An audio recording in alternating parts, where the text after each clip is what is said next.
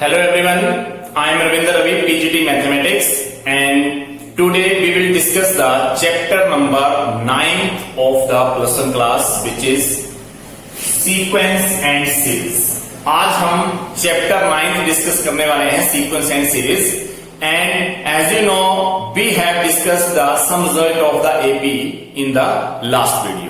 Last video में हमने कुछ एपी के रिजल्ट डिस्कस कर लिए थे और कुछ डेफिनेशन जो थी वो भी हमने वहां पर डिस्कस कर ली थी। लेकिन आज का वीडियो स्टार्ट करने से पहले थोड़ा सा हम उस पर नजर डालेंगे कि क्या क्या चीजें हमने वहां पे डिस्कस कर ली थी और आज इनकी इस वीडियो में क्या इंपॉर्टेंस रहेगी, क्योंकि वो ही रिजल्ट आज हम इस वीडियो में क्वेश्चन करने के लिए अप्लाई करने वाले हैं। तो एक बार के लिए को दोबारा से रिवाइज करने वाले हैं। तो लास्ट वीडियो में हमने किया था definition of sequence, definition of series, definition of the progression and definition of the arithmetic progression. तो ये डेफिनेशन हमने उस वीडियो में डिस्कस कर लिए थे और उसके बाद हमने रिजल्ट्स ऑफ एपी डिस्कस किया था, जिसमें फर्स्ट टर्म को हम ए से डिनोट करते हैं, जिसको हम ए1 रखते हैं। कॉमन डिफरेंस को हम डी से डिनोट करते हैं और उसको फाइंड आउट करने के लिए an माइनस 1 का रिजल्ट अप्लाई करते हैं। लास्ट टर्म और nth टर्म और इवन जनरल टर्म ये एक ही चीजें हैं और जिसको हम an से डिनोट कर सकते हैं और उसको फाइंड आउट करने के लिए जो रिजल्ट है वो a plus n-1 into D result है। Next one is sum of the first n terms. अगर एपी के फर्स्ट n टर्म्स को हमने प्लस करना है, ऐड करना है, तो रिजल्ट है Sn is equal to n/2 into a plus n। और ये रिजल्ट हम तब अप्लाई करते हैं जब हमारे पास क्वेश्चन में फर्स्ट टर्म और लास्ट टर्म इंक्लूड होती है, या जो हमें फर्स्ट टर्म और लास्ट टर्म जो है वो गिवन होती है। और अगर ऐसा फर्स्ट टर्म और लास्ट टर्म का नहीं है, गिवन नहीं है ये चीज, तो हम Sn का रिजल्ट जो है वो n/2 into 2a plus n-1 into D भी अप्लाई कर सकते हैं, जिसमें हमारे पास first term and common difference पता हो और नंबर ऑफ टर्म्स पता हो। Next one, number of AP. और अगर एपी के नंबर मुझे फाइंड आउट करने हैं या लेने की मुझे नीड पड़ती है कहीं पर, तो मैं a plus d, a plus 2d up to जोन a plus n-1 into d ले सकता हूं।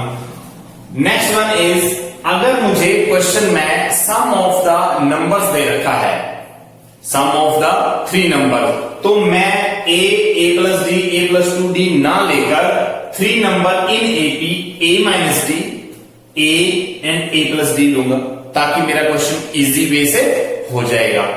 अगर मुझे 4 नंबर की जरूरत पड़ती है, 4 नंबर इन एपी, तो मैं a plus d, a plus 2d, a plus 3d ना लेकर a minus 3d, a minus d, a plus d and a plus 3d लेंगे, ताकि इससे सम ऑफ नंबर जब करेंगे तो हमारे पास इजिली a की वैल्यू फाइंड आउट हो जाएगी। तो ये कुछ रिजल्ट्स हैं जो आज हम क्वेश्चंस में यूज करने वाले हैं और इस वीडियो में हम एक्सरसाइज के ही क्वेश्चन करेंगे। मतलब ये है कि आज हम एपी का जो न्यूमेरिकल पोर्शन है, जो एक क्वेश्चन टाइप्स हैं, वो हम सोल्व करने वाले हैं, क्योंकि लास्ट वीडियो में हमने इसका इंट्रोडक्शन पार्ट कर लिया था। So let us start from the first question. Now our first question is, find the number of terms of the series 5 plus 8 plus 11 plus 14 plus up to so on if the last term is 95। Last term जो है वो 95 है और in terms का addition जो है वो किया गया है यहाँ पे। इसका मतलब ये है कि ये सीरीज बन गई है। अगर हमें 5, 8, 11, 14 अप टू सोन कॉमास में दिया होता तो ये सीक्वेंस था, लेकिन हमारे पास यहाँ पे जो क्वेश्चन है वो ये है कि हमें number of terms find out करना है कि कितनी टर्में हो ताकि 95 जो होगा वो इसका लास्ट टर्म हो। तो इसमें नंबर ऑफ टर्म्स कितने आएंगे ये हमें फाइंड आउट करना है। So first of all solution, given series is 5 plus 8 plus 11 plus 14 up to so on plus 95। क्यों? क्योंकि इसकी लास्ट टर्म जो वो 95 गिवन है।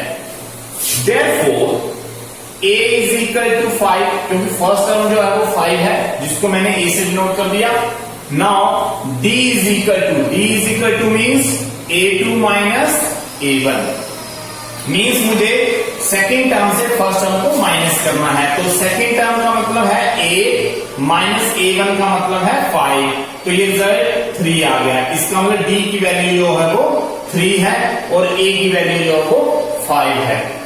नाउ लास्ट टर्म L जो है वो मेरे पास 95 है और L का रिजल्ट एक्सपेंड करेंगे तो a plus n minus 1 into D is equal to 95। क्यों? क्योंकि लास्ट टर्म 95 और लास्ट टर्म का जो रिजल्ट होता है वो a plus n minus 1 into D होता है। अब हमारे पास a और d की वैल्यू जो है वो हमने फाइंड आउट करके रखी है, तो a की वैल्यू 5 और d की वैल्यू 3। यहां पे पुट करेंगे, a की वैल्यू पुट करेंगे हम 5 plus n minus 1 and d की वैल्यू पुट करेंगे हम 3 is equal to 95 and implies that 5 plus n minus 1 it means 3n minus 3 3n minus 3 into 1 3 is equal to 95 implies that 3n is equal to 95। 5 यहां से उठाकर दूसरी side ले जाएंगे, minus के 5 बन जाएंगे और माइनस के 3 दूसरी साइड जाकर प्लस के बन जाएंगे। तो यहां से result 3n is equal to 95 minus 5 it means 90 plus 3 it means n is equal to 90 plus 3 93 and 3 upon में implies that n is equal to 3 3 is a 9 3 1 is 3 it means cancel करके 3 3 is a 9 3 1 is 3 it means number of term जो है वो required हमने find कर लिया। therefore number of terms is equal to 31 is the required answer। इसका मतलब ये है कि इस सीरीज में 31 टर्म जो है वो है, ताकि उसकी लास्ट टर्म जो होगी वो 95 बन सकेगी। Our next question is find the sum of odd integer from 1 to 2001। इसका मतलब ये है कि मुझे ओड इंटीजर लेने हैं जो कि 1 से स्टार्ट होते हैं और 2001 तक चलते हैं। तो हम क्या करेंगे, सबसे पहले सॉल्यूशन की given odd integers from 1 to 2001, मतलब 1 से लेकर 2001 तक जो ओड इंटीजर है वो मुझे यहां पे लेने हैं। That is 1 3 5 7 up to son last integer, because 2001 जो है वो भी एक ओड इंटीजर है। तो ये मेरे पास एक सीक्वेंस बन गया है। Here a is equal to first term 1 and b is equal to 3 minus 1 means 2 and last term जो है वो 2001 बन गई है, 2001 बन गई है। लेकिन मुझे इस क्वेश्चन में ये नहीं पता है कि नंबर ऑफ टर्म्स कितने हैं इसमें, मतलब कितने इंटीजर आ रहे हैं। तो सबसे पहले हम क्या करेंगे इस क्वेश्चन में कि number of terms find out करेंगे, मतलब n फाइंड आउट करेंगे। तो n फाइंड आउट करने के लिए l में हम अप्लाई करेंगे nth टर्म का result, n means last term, और लास्ट टर्म को लिखते हैं a plus n minus 1 into d, जो कि 2001 आ गया। a की वैल्यू है 1 plus n minus 1 into d, d की वैल्यू है 2 इज इक्वल टू 2001। यहां से n माइनस 1 इंटू 2 एंड 2001 और 1 को यहां से उठाएंगे, इस साइड ले जाएंगे, और जैसे 2001 माइनस 1 करेंगे ओनली 2000 टर्म रह जाएगी, और यहां पे n minus 1 into 2 as it is. Implies करके जो हम वैल्यू फाइंड करेंगे उसमें क्या होगा कि 2000 n माइनस 1 इज इक्वल 2000 और ये 2 जो है वो अपॉन में आ जाएगा, 2000 2000 अपॉन 2 मीन्स कट करके ये वैल्यू आ जाती है 1। ये वाली वैल्यू जो है वो 1 आ जाएगी।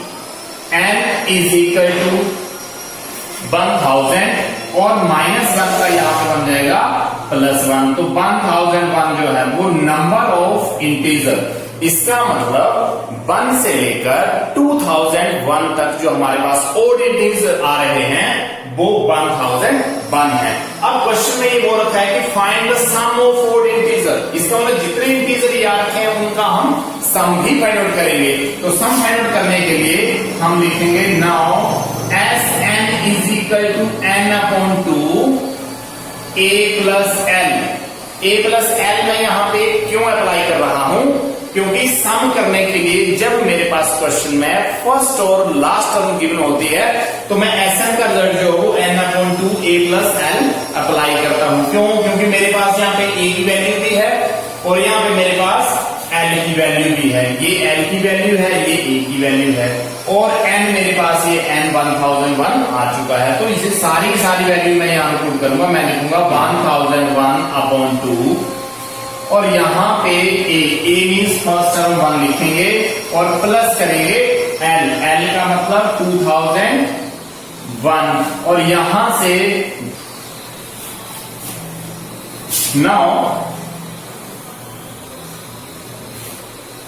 यहां से एक क्वेश्चन जो है वो इंप्लाइज करके S1001 is equal to 1001 upon 2 multiply 2001 plus 1 करेंगे तो ये 2002 आ जाएगा, जिसको मैं लिख सकता हूं 2 × 2 और यहाँ पे 1001। अब ये वाली चीज मल्टीप्लाई करने के बाद 100 201 ये S की वैल्यू आ जाएगी Sn। ये रिक्वायर्ड रिजल्ट रहेगा इसका मतलब ये हो गया कि ओड इंटीजर फ्रॉम 1 to 2001 का अगर हम सम करते हैं तो हमारे पास रिजल्ट जो आता है वो S1001 is equal to 100201 result आ जाएगा and this is the required सम।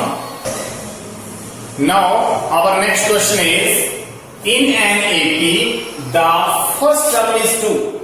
मतलब जो हमें एपी दे रखा है उसका फर्स्ट टर्म जो है वो 2 दे रखा है and the sum of the first 5 terms और फर्स्ट 5 टर्म्स का जो सम है is 1/4 of the next 5 terms. इसका मतलब ये है कि जो फर्स्ट 5 टर्म्स हैं उनका अगर हम एडिशन कर देते हैं तो वो इक्वल आता है 1/4 of the sum of next 5 terms. अगली 5 टर्म्स का जितना सम आएगा उसका 1/4 होता है। Show that 20 term is -1/2 means -112। तो इस क्वेश्चन को करने के लिए सॉल्यूशन में लिखेंगे गिवन फर्स्ट टर्म जो है वो 2 है मीन्स a की वैल्यू जो है वो हमारे पास 2 देती है। First term is 2 and according to question में ये दे रखा है कि sum of the first 5 terms means a1 plus a2 plus a3 plus a4 plus a5। मतलब ये 5 टर्म्स का जो सम है वो दे रखा है 1/4 means 1/4 of the next 5 terms. अगली 5 टर्म्स के सम के इक्वल। अगली 5 टर्म्स का मतलब a6 a7 a8 a9 plus a10। तो इस टर्म को फर्स्ट 5 टर्म्स का अगर मुझे सम लिखना है तो मैं इस टर्म को S5 लिख सकता हूं। S5 का मतलब है सम ऑफ फर्स्ट 5 टर्म्स और 1/4 और 1/4 में हम यहां पे ये कर सकते हैं कि यहां पर हम अपनी ओर से ऐड कर देंगे और सब्ट्रैक्ट कर देंगे। तो यहां पे मैंने क्या किया कि a1 plus a2 plus a3 plus a4 plus a5 plus a6 plus a7 plus a8 plus A9 plus A10। यहां पर 6 to 10 टर्म्स का जो सम था, 6 to 10 टर्म्स का जो सम था उसमें मैंने ऐड कर दिया A1 plus A2 plus A3 plus A4 plus A5, मतलब ये टर्म मैंने इसमें ऐड कर दी। तो अगर ये टर्म मैंने ऐड की है तो मैं इसको माइनस भी कर दूंगा। ये लो, ये मैंने माइनस कर दिया। A3 A4 A5, मतलब मैंने क्या किया कि मेरे पास 6 to 10 टर्म्स थी, उसको मैंने एज इट इज रख दिया। ये वाली टर्म्स का एडिशन ये मेरे पास अलग से। मैंने इस टर्म में 1 से लेकर 5 टर्म्स को ऐड किया और 1 से 5 टर्म्स तक जो है उसको सब्ट्रैक्ट कर दिया। इसका मतलब नेक्स्ट स्टेप में 1/4 और यहां पे S5 as it is, A1 से लेकर A10 तक अगर मैं इस वैल्यू को चेक करता हूं तो ये वैल्यू मेरे पास बन जाती है S10, मतलब फर्स्ट 10 टर्म्स का सम आ गया। और फर्स्ट 10 टर्म्स के सम में से मैंने माइनस कर दिया 1 से लेकर 5 टर्म्स का सम, इसका मतलब S5। कहने का मतलब ये हो गया कि आपके पास फर्स्ट 5 टर्म्स का सम S5 है और अगली 5 टर्में, मतलब जो 6 to लेकर 10 तक आ रही हैं, उनका सम फाइंड आउट करने के लिए हमने फर्स्ट 10 टर्म्स का सम लिया, उसमें से फर्स्ट 5 का माइनस करें तो ऑब्वियस सी बात है वो 6 to 10 सम आएगा।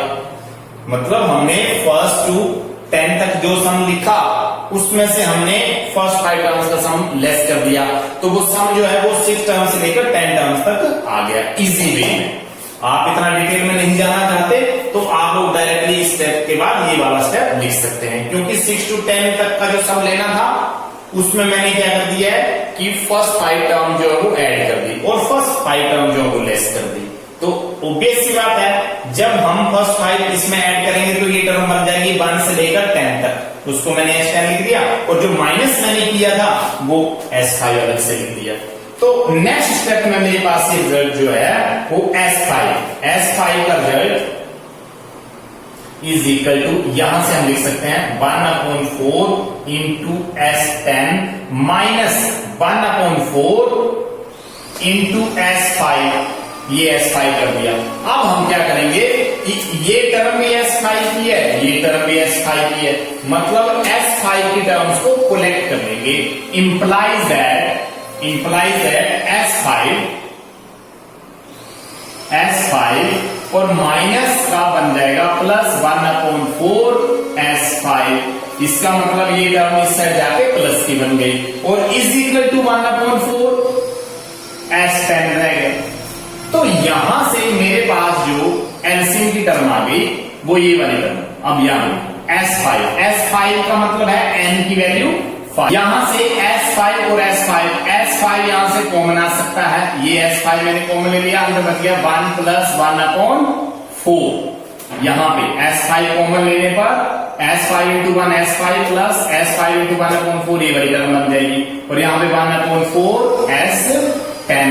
अब हम S5 को एक्सपेंड करेंगे। S5 को एक्सपेंड करना है तो हमारे पास Sn = n/2 2a + n-1 × d result है। तो यहां से S5 को एक्सपेंड करने का मतलब 5/2 और यहां पे 2a + 5 - 1 × d मीन्स 5/4 वैल्यू और इज इक्वल टू 1/4 और यहां से S10 की वैल्यू, S10 का मतलब 10/2 और यहां पे 2a प्लस यहां पे 10 - 1 × d, ये वाली वैल्यू फाइंड आउट हो गई। अब इससे जो नेक्स्ट स्टेप है वो मुझे लिखना है यहां पर, तो इससे नेक्स्ट स्टेप जो है वो यहां पे ये आ जाएगा।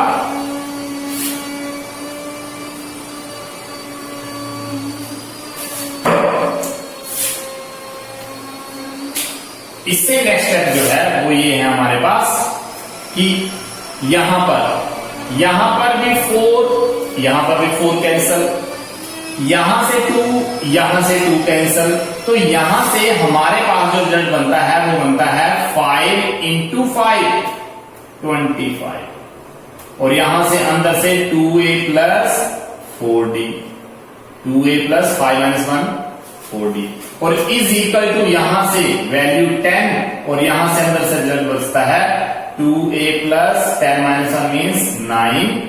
मैं 25 और 2a, अब हमारे पास a की वैल्यू है जिसको हम पुट कर सकते हैं 2 इंटू a मतलब 2, और ये d और इज इक्वल टू 10, और यहाँ 2 into a means 2 plus 9d, तो यहां से रिजल्ट बन जाएगा 25, और यहां पे बन जाएगा 4 plus 4d is equal to 10, और यहां पे रिजल्ट बनेगा 4 प्लस 9d, तो यहां से 25 मल्टीप्लाई 4 कॉमन आ जाएगा, अंदर बच जाएगा 1 प्लस d, और यहां से 10 और यहां से 4 प्लस 9d, तो इससे नेक्स्ट क्वेश्चन बन जाएगा 25 इंटू 4 मीन्स 100, और इस 10 को हम इधर ले आएंगे, ये 10 और यहाँ 1 प्लस d, और यहां पे रिजल्ट रह गया 4 प्लस 9d, और इससे जो नेक्स्ट स्टेप हमारे पास आएगा वो रिजल्ट का आ जाएगा, इससे नेक्स्ट स्टेप जो हमारे पास आएगा वो यहां से 0 0 कैंसल, इसका मतलब ये है हमारे पास आ गया 10 इंटू 1 10, और 10 प्लस वैल्यू आएगी, और 10 इंटू डी, इसका मतलब 10d is equal to 4 plus 9d। अब यहां पे 10d और 9d को इस साइड लाएंगे, 9d इज इक्वल टू 4 और 10 को इस साइड ले जाएंगे माइनस में 10, इसका मतलब माइनस के 6, और यहाँ पे d, इसका मतलब 10d माइनस 9d मतलब d की वैल्यू जो है वो 6 आ चुकी है। अब अगर d की वैल्यू 6 है और a की value and a is equal to 2, ये दो वैल्यू हमारे पास आ चुकी हैं। नाउ मुझे प्रूव करना था कि 20th टर्म जो है वो माइनस 112 आनी चाहिए, तो मैं लिख सकता हूं कि a20 is equal to a plus 19d, क्योंकि 20 टर्म लिखने के लिए मुझे a plus 20 minus 1 means 19d लिखना पड़ेगा। a की वैल्यू 2 पुट करेंगे और प्लस 19 एंड d की वैल्यू माइनस के 6 पुट करेंगे, तो 2 और माइनस प्लस माइनस आ जाएगा, 19 इंटू 6 114 और लेस करके 112, this is the required value of the given question। तो इस तरीके से क्वेश्चन हमारा कंप्लीट हो जाता है, and this is the required answer. Now our next question is the sum of n terms of two arithmetic progression are in the ratio 5n plus 4 ratio 9n plus 6, find the ratio of their 18th term. Means इस question में क्या है कि दो AP देखे, इस question में दो एपी देखे हैं और उन दोनों ही एपी का अगर सम ऑफ n टर्म्स निकालते हैं तो उनका रेशियो ये गिवन है, और हमें ratio of their 18th term जो है वो फाइंड आउट करना है। तो फर्स्ट ऑफ ऑल हम लिखेंगे कि late a, b and capital A, D be the first term and common difference of two APs respectively। मतलब a, d first term and common difference है एक एपी का, और कैपिटल A, कैपिटल D जो है वो first term and common difference है दूसरे एपी का। मतलब फर्स्ट एपी के first term and common difference and second AP का first term and common difference. According to question हम लिख सकते हैं, अकॉर्डिंग टू क्वेश्चन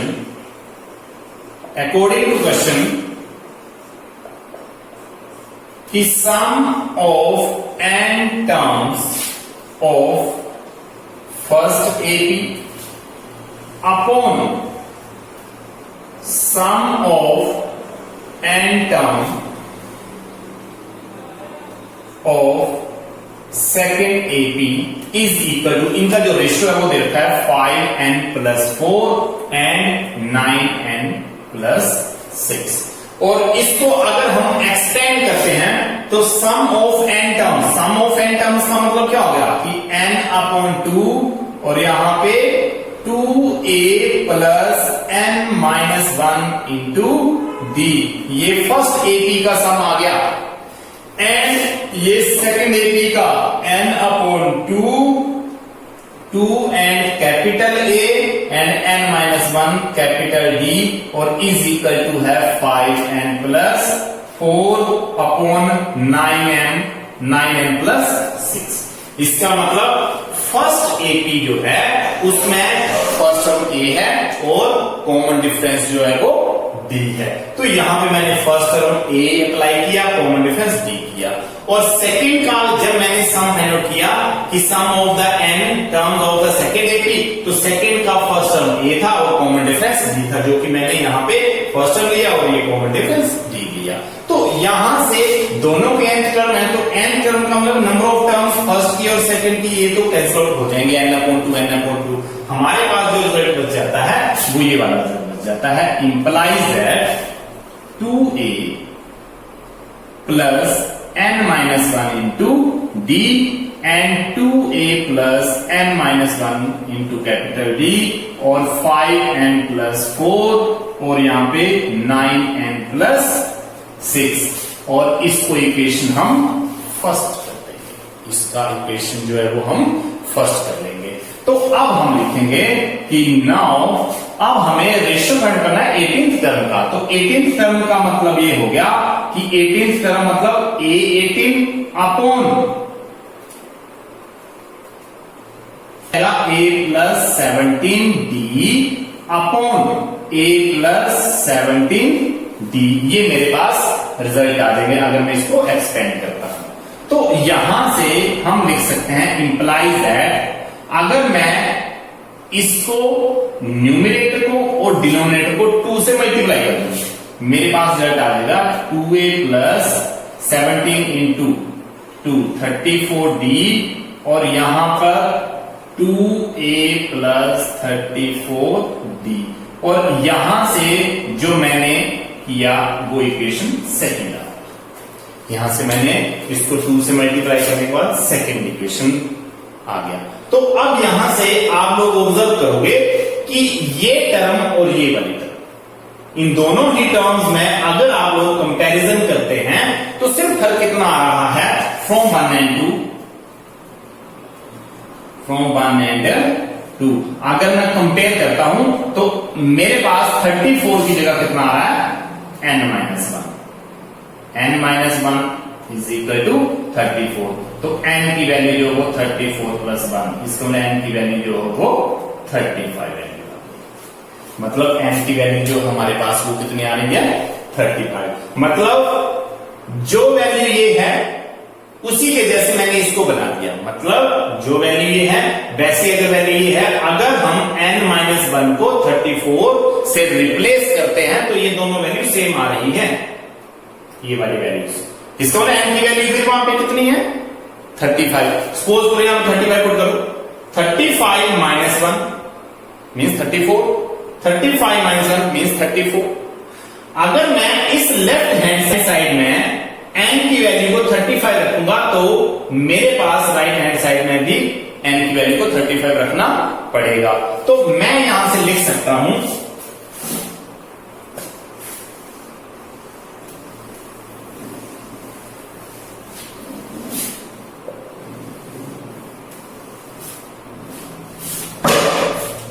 हम यहां से लिख सकते हैं कि implies that A18 upon capital A18 is equal to, इस टर्म को मैं इसके इक्वल रख सकता हूं क्योंकि मैंने न्यूमरेटर डिनोमिनेटर 2 से मल्टीप्लाई कर दिया, मतलब 2a + D और यहां से 2A plus 34D and now it can be written as 2A plus 35 minus 1 into D. 35 into D. अब यहां से ये रिजल्ट और इस रिजल्ट को अगर आप लोग देखें तो यहां पे वैल्यू n, यहां पे because n is equal to 35, यहां जो वैल्यू है ये वाली वैल्यू, इसका मतलब अगर हम कंपेयर करें इससे तो 35 माइनस 1 मतलब इस n की जगह हमारे पास वैल्यू 35 आ रही है। तो ऑब्वियस सी बात है कि अगर n की वैल्यू 35 है, यहां हम 35 पुट कर रहे हैं, तो ये वैल्यू हम यहां पर भी पुट कर सकते हैं। इसका मतलब मैं इसी टर्म को, क्योंकि ये टर्म इसकी इक्वल थी तो इसकी जगह n था तो यहां n था। अगर मैं यहां पे n की वैल्यू 35 पुट कर दूंगा तो यहां पे n की वैल्यू 35 पुट कर देंगे, तो रिजल्ट हमारे पास आएगा 5 इंटू 35 प्लस 4 और यहां पे 9 इंटू 35 प्लस 6 और यहां पे लिखेंगे यूजिंग इक्वेशन फर्स्ट। तो यहां से रिजल्ट जो हमारे पास आ जाता है 5 इंटू 5 25, 5 इंटू 3 15 प्लस 2 17 और प्लस 4 और यहां से 9 इंटू 5 45 और 9 इंटू 3 27 प्लस 4 31 प्लस 6 और इसको मैं इक्वल करके लिख सकता हूं 179 अपॉन 321। तो इंप्लाइज करके हम रिजल्ट लिख सकते हैं कि A18 ratio A18 is equal to 179 ratio 321 and this is the required result. This is the required ratio which we have find. Now our next question is sum of first P, Q and R terms of an AP are A, B and C respectively. कहने का मतलब ये है कि question में ये देता है कि sum of first P terms का जो सम है वो ए के इक्वल है, क्यू टर्म्स का जो सम है वो बी के इक्वल है और आर टर्म्स का जो सम है वो सी के इक्वल है। And then prove that A upon P into Q minus R plus B upon Q into R minus P plus C upon R into P minus Q is equal to 0 और ये result मुझे prove करना है। Solution, और solution में ये दे रखा है कि sum of first P terms, इसका मतलब गिवन एस पी जो है वो इस ए के इक्वल दे रखा है और एस पी को हम लिख सकते हैं बिकॉज एस एन का रिजल्ट होता है एन अपॉन 2 और यहां पे 2a plus N minus 1 into D, जहां पे ए फर्स्ट टर्म है, डी कॉमन डिफरेंस है, एन नंबर ऑफ टर्म्स है। तो नंबर ऑफ टर्म जो है यहां पे पी है, मतलब पी टर्म्स का सम है, तो मैं यहां पे लिखूंगा इसको एक्सपेंड करने पर p अपॉन 2, क्यों? क्योंकि हाँ n की जगह p आ गया है, तो मैं लिखूंगा p upon 2a plus p minus 1 into D is equal to a। तो यहां से अगर हम सोल्व करते हैं तो रिजल्ट जो है हमारे पास वो a की वैल्यू आ चुकी है हमारे पास, तो इंप्लाइज करके हम इसको लिख सकते हैं यहां पर अंदर 2 से मल्टीप्लाई करेंगे p a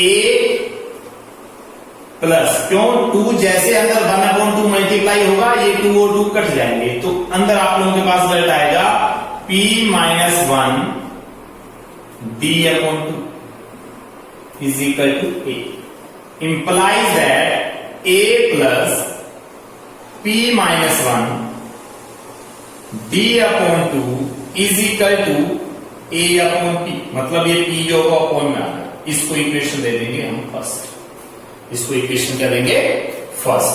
सिमिलरली अब हम लिखेंगे एस क्यू। एस क्यू जो है वो हमारे पास b की इक्वल दे रखा है, और इस एस क्यू को जब हम एक्सपेंड करेंगे रिजल्ट आएगा Q upon 2 a plus n minus 1 की जगह Q minus 1 into D is equal to B. Implies that करके जैसे रिजल्ट 2 जैसे अंदर मल्टीप्लाई 1 अपॉन 2 से मल्टीप्लाई तो क्यू, और यहां पे a plus Q minus 1 into D upon 2 is equal to b, and implies that a plus Q minus 1 into D upon 2 is equal to b upon Q. Now next one is SR. SR means sum of first R terms. SR, और SR के लिए हम लिखेंगे यहां पर C, क्योंकि ये C के इक्वल दे रखा है, और यहां C के इक्वल देने का मतलब यहां पे लिखेंगे हम R अपॉन 2 और यहां पे 2a plus R minus 1 into D is equal to C। Implies करके जब रिजल्ट आएगा तो r इंटू 2 से अंदर मल्टीप्लाई करेंगे 1 अपॉन 2 से, तो रिजल्ट आएगा a plus r minus 1 into D upon 2 is equal to c, and implies that a plus r minus 1 into D upon 2 is equal to c upon r। यहां पे इसको equation second दे सकते हो आप लोग, और इसको इक्वेशन थर्ड दे सकते। हमारे पास a अपॉन p की वैल्यू है, हमारे पास b अपॉन q की वैल्यू है, हमारे पास c अपॉन r की वैल्यू है। ये 1 बाई 1 वैल्यू जो है वो हमने यहां पे रखनी है, और रिजल्ट जो है वो 0 प्रूव करना है। तो नेक्स्ट हम करने वाले हैं इसमें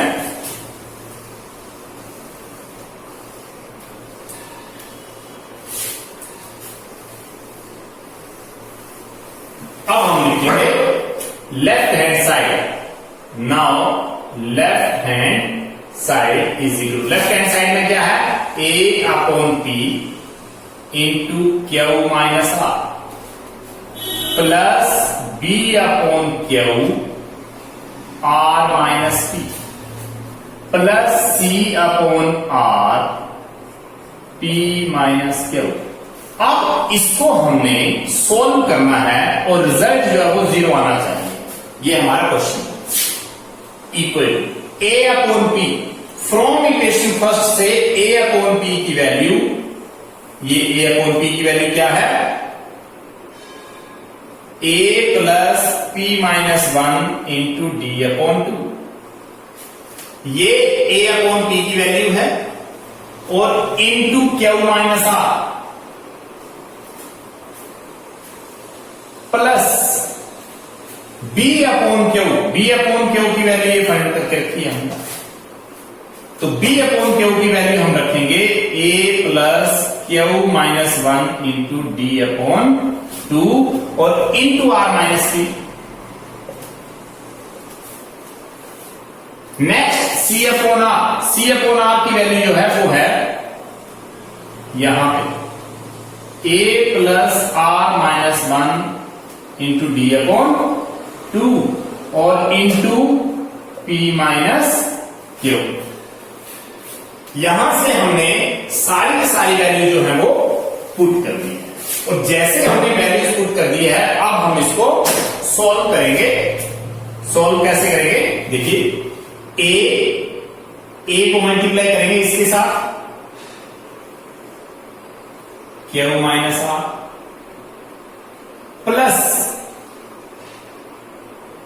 इसको मल्टीप्लाई करेंगे क्यू माइनस r के साथ Q minus r into P minus 1 into D upon 2 plus a को मल्टीप्लाई करेंगे r माइनस p के साथ और इस टर्म को मल्टीप्लाई करेंगे r माइनस पी के साथ, प्लस r माइनस पी और q minus 1 d/2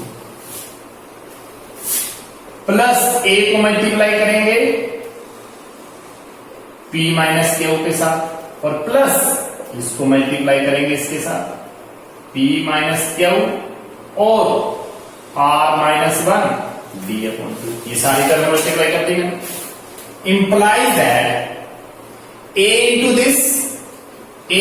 this and a into this। इसका मतलब क्या है, ये टर्म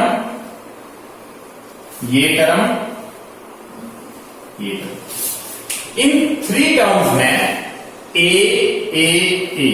कॉमन है, अंदर रह गया q minus r plus r minus p plus p minus q।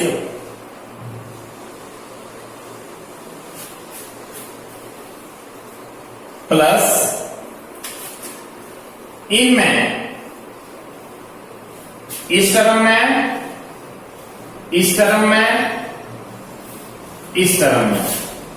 इन 3 टर्म्स में d/2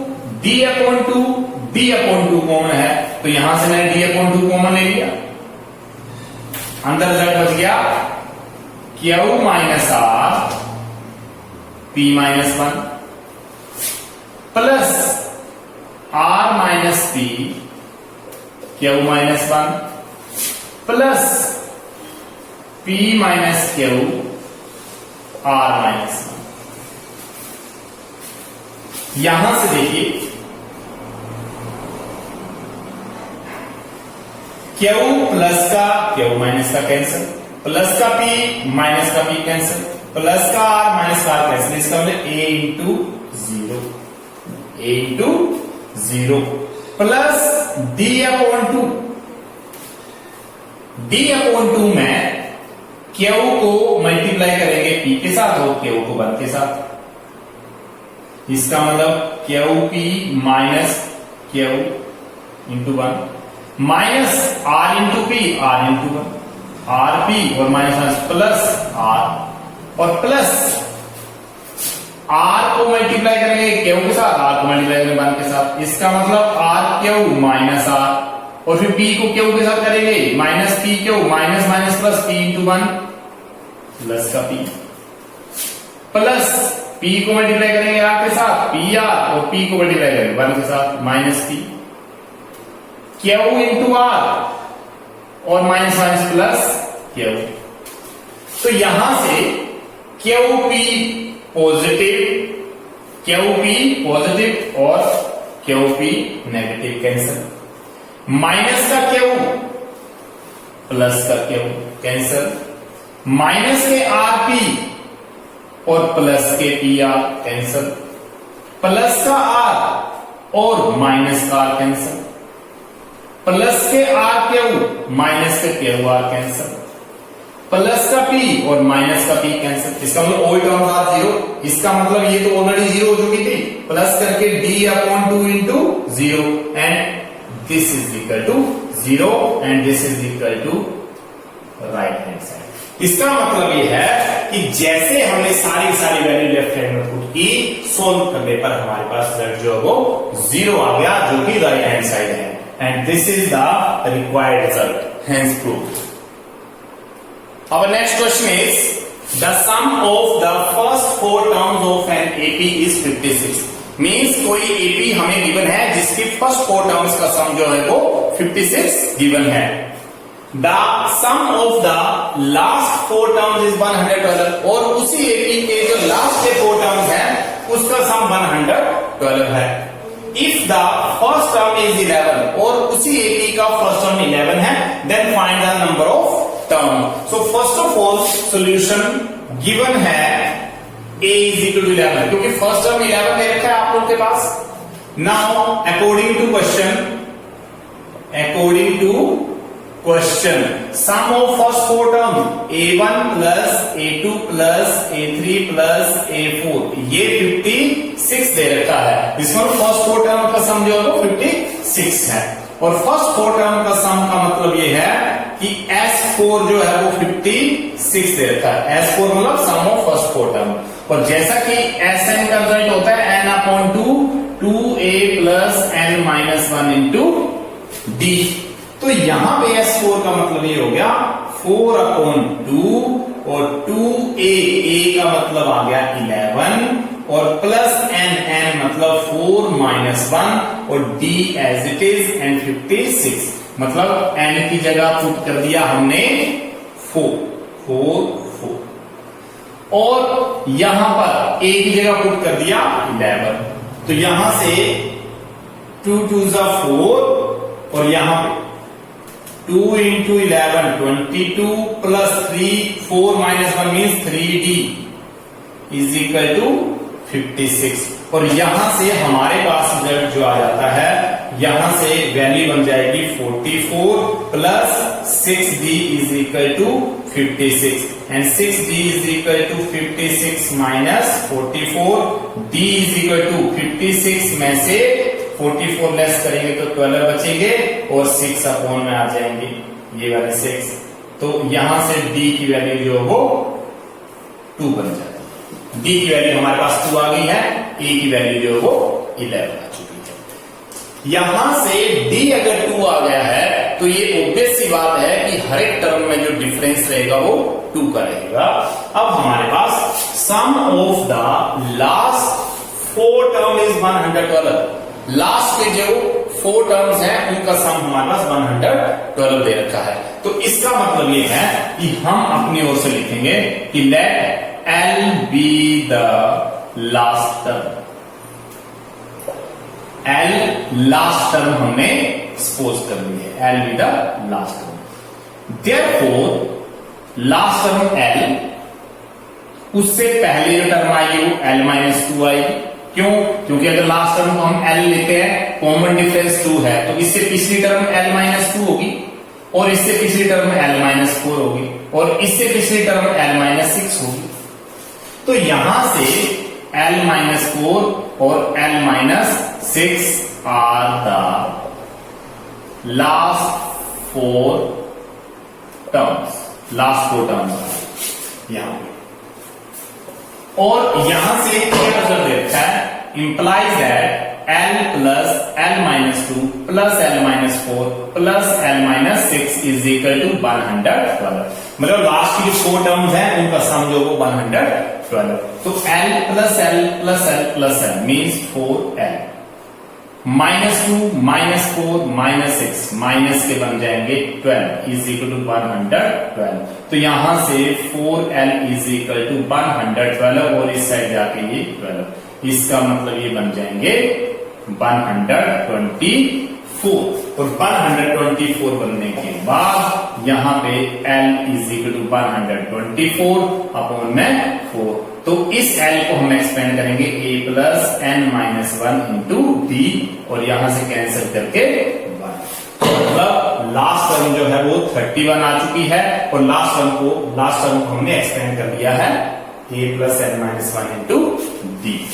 मतलब लास्ट टर्म जो है वो 31 आ गई और लास्ट टर्म को एक्सपेंड करेंगे तो a plus n minus 1 into D is equal to 31 की इक्वल और a की वैल्यू हम पुट कर देंगे यहां से 11 और प्लस n माइनस 1 और d की वैल्यू पुट कर देंगे 2 31।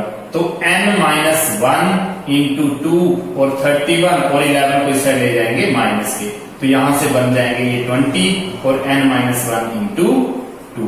तो यहां से इंप्लाइज करके हम रिजल्ट लिख सकते हैं कि n minus 1 is equal to 20 upon 2, n minus 1 is equal to 10, n is equal to 10 plus 1, n is equal to 11। तो ये हमारे पास एग्जैक्ट रिजल्ट आ चुका है कि जो गिवन एटी है उसकी 11 टर्म्स है, उसमें 11 टर्म्स हैं जिसके फर्स्ट 4 टर्म्स का सम 56 था और उसकी लास्ट 4 टर्म्स का सम जो था वो 112 था। तो इस तरीके से जितने क्वेश्चन यहां पे अंडरस्टैंड किए हैं वो सारे के सारे एपी के रिलेटेड क्वेश्चन थे। तो आज के वीडियो में एपी के हम इतने क्वेश्चन यहाँ पे कर रहे हैं। इससे नेक्स्ट वीडियो में हम एपी के और क्वेश्चन डिराइव करेंगे और साथ ही एपी का एक नया टॉपिक अर्थमेटिक मीन भी डिस्कस करने वाले हैं और उसके कुछ क्वेश्चन भी डिराइव करने वाले हैं। तो with the help of this video आप लोग बुक के एक्सरसाइज के मैक्सिमम क्वेश्चन को रिवाइज कर सकते हैं, प्रैक्टिस कर सकते हैं, अंडरस्टैंड कर सकते हैं। Thank you.